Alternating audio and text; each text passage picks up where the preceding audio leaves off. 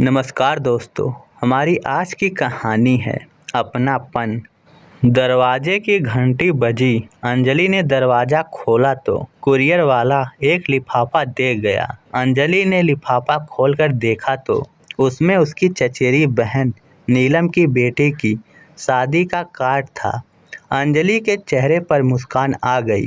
शादी में जाकर इतने वक्त के बाद वह अपने भाई बहनों से मिलेगी, यह सोच कर ही अंजलि खुश हुए जा रही थी। अंजलि और नीलम का बचपन साथ साथ एक ही घर में बीता था।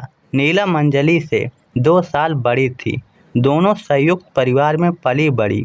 संयोग से नीलम की शादी छोटे शहर के एक संपन्न परिवार में हो गई। शादी जब हुई तो उसका ससुराल संपन्न था, मगर शादी के बाद धीरे धीरे व्यापार में नुकसान होने लगा। संपन्न से सम्मान से कम की अवस्था में नीलम जिंदगी गुजारने को मजबूर हो गई। लेकिन नीलम मन में संतोष रखती। उसके पास जितना था उसी में खुश रहती। फर्श पर टाइल नहीं थी, मॉड्यूल किचन नहीं था, लेकिन रिश्तेदारों को सदा खाना भी बड़े प्यार से अपनेपन से खिलाती। उसके मायके वालों ने उनकी मदद करनी चाहिए, लेकिन ससुराल वालों ने मदद लेने से इनकार कर दिया।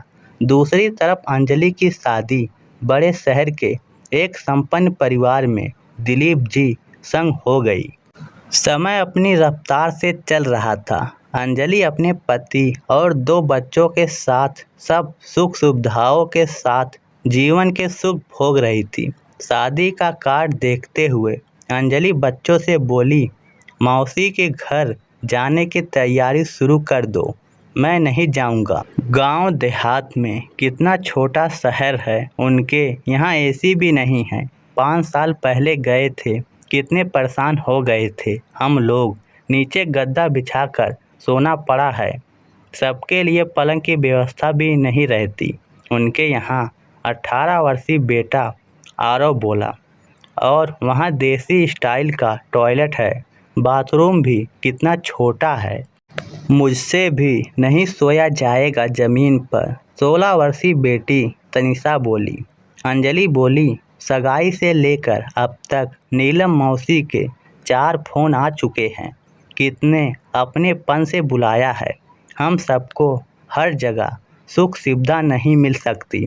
हर कोई परिस्थिति बस वैसा इंतज़ाम नहीं कर सकता जैसा हम चाहते हैं। इसका मतलब यह तो नहीं है कि रिश्तेदारी ना निभाएं, वहाँ ना जाएं, लेकिन दोनों भाई बहन अपनी जिद पर अड़े रहे कि हम वहाँ नहीं जाएंगे। मैं तो कहता हूँ आप भी मत जाओ, वहाँ बेकार में गर्मी में परेशान हो जाओगे। बेटा आरव बोला, यह बच्चों का मुंह क्यों उतरा हुआ है, क्या घर में कुछ हुआ है? पिताजी ने पूछा। अंजलि ने शादी का कार्ड दिखाते हुए सारी बात बताई। बेटा, हमारी ही परवरिश में कोई कमी रह गई होगी।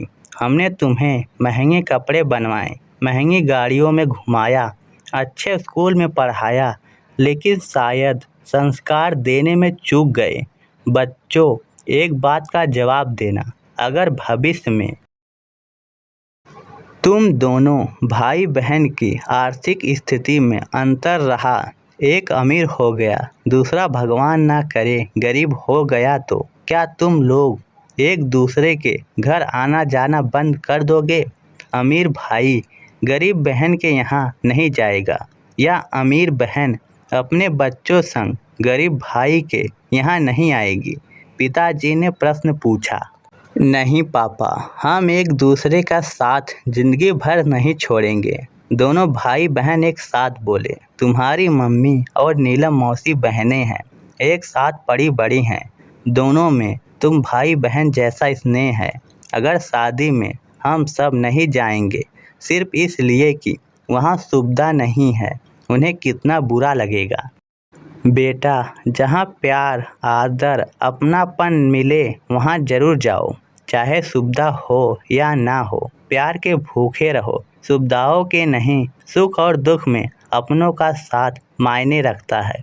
क्योंकि अपने तो अपने होते हैं। दोनों बच्चों को पापा की बात समझ में आ जाती है। दोनों अंजलि के पास आकर कहते हैं, मम्मी हम भी साथ चलेंगे और घर के सदस्य की तरह जैसा इंतजाम होगा ठीक से रहेंगे, हर काम में वहाँ सहयोग करेंगे।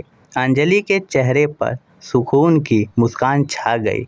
दोस्तों, रिश्ते स्टेटस देखकर नहीं निभाए जाते, आपसी प्यार व अपनेपन से निभाए जाते हैं।